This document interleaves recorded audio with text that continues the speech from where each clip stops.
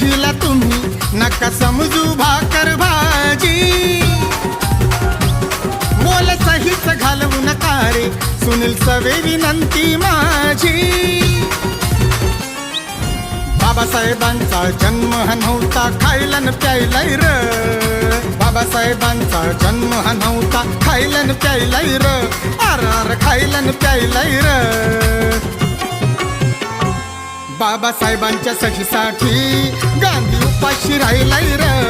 बाबासाहेबांच्या सहीसाठी गांधी उपाशी राहिलाय र